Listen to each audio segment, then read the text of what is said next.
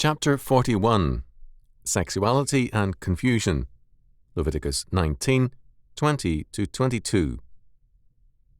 And whosoever lieth carnally with a woman that is a bondmaid betrothed to an husband, and not at all redeemed, nor freedom given her, she shall be scourged, they shall not be put to death, because she was not free. And he shall bring his trespass offering unto the Lord, unto the door of the tabernacle of the congregation, even a ram for a trespass offering. And the priest shall make an atonement for him with the ram of the trespass offering before the Lord, for his sin which he hath done, and the sin which he hath done shall be forgiven him. Leviticus 19, 20-22.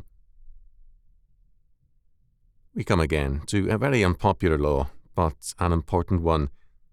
Men resent the Bible's evaluation of man, and hence find the plain references to it disquieting. The law refers to a bondmaid. Bond service in Scripture has reference to servitude to pay off a debt. Rabbi Hertz saw this law as referring to the union with a heathen bondmaid betrothed to a Hebrew slave. There is no hint of this in the text. The term is bondmaid, shifkah. The Hebrew word comes from another, miskafah, a family, from to spread out. The bondmaid had a place in the family, however temporary, and thus was not something to be used. Her status was legally protected. Moreover, as F. Myrick noted, the words, she shall be scourged, should be translated, there shall be investigation, followed presumably by the punishment of scourging, for both parties if both were guilty, for one if the woman were unwilling. The man is afterwards to offer a trespass offering. As the offence had been a wrong as well as a sin, his offering is to be a trespass offering. Robert Young, in his literal translation of the Holy Bible, rendered the phrase, an investigation there is. J.R. Porter translated it as, inquiry shall be made. The Hebrew word bigoreth, rendered by some as scourged, appears only once in the Bible and most likely means examination. These verses need to be considered in relationship to Deuteronomy 22, 23, and 24. If a damsel that is a virgin be betrothed unto a husband, and a man find her in the city, and lie with her, then ye shall bring them both out unto the gate of that city, and ye shall stone them with stones that they die, the damsel because she cried not, being in the city, and the man because he hath humbled his neighbour's wife, so thou shalt put away evil from among you. In both Leviticus 19, 20-22 and Deuteronomy 22, 23 and 24, we have unmarried but betrothed girls. For the free woman, the penalty is death, as it is for the man. This has reference not to rape, but to lawless sex. In the case of the bondmaid, diminished freedom means diminished responsibility on her part. The man in this case is another matter. The reference is to whosoever lieth carnally with a woman that is a bondmaid betrothed to an husband. This can apply to her master, or his son, or to a male bondservant in the household, or any other man. In any one of these instances, the man would have the greater responsibility and power. At any rate, an investigation was required in order to assess the penalty. In Exodus 22, 16 and 17, the penalty for lawless sex with an unbetrothed maid was a payment of a dowry whether or not marriage followed, and marriage if the girl's father required it. The reduced girl could not be divorced at a later date. Deuteronomy 22, 28 and 29. In this instance, the investigation determined the penalty, which could not be death.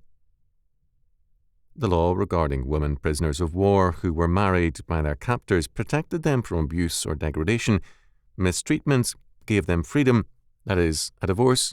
Deuteronomy 21, 10-14. In terms of this, it follows that an abused bondmaid could gain both her freedom and some compensation as a result of the inquiry and the assessment of guilt. Kyle and Delitzsch had this to say in part: Even the personal rights of slaves were to be upheld, and a maid, though a slave, was not to be degraded to the condition of personal property.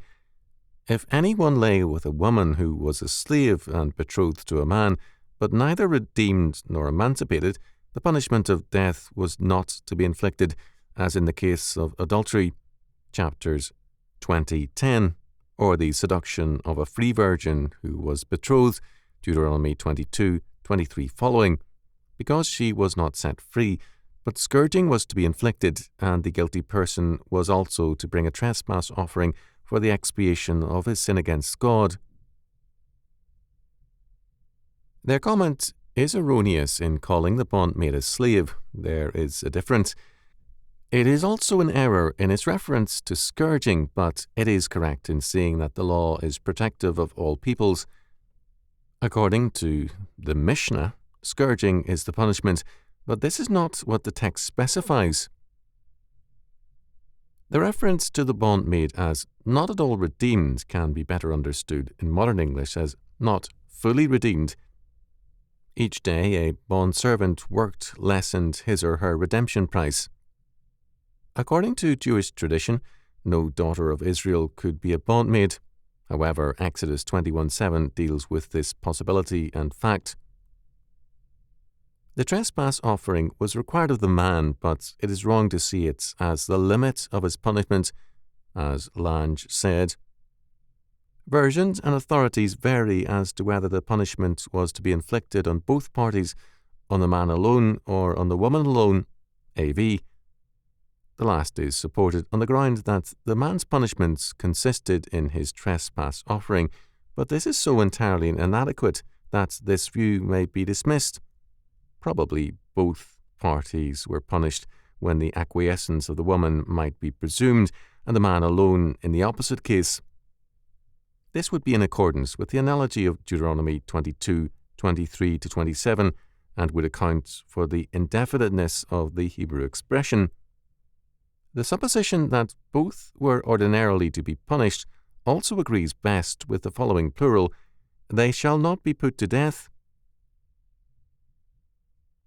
There is another aspect to this law, one which was seen in antiquity and is now disregarded.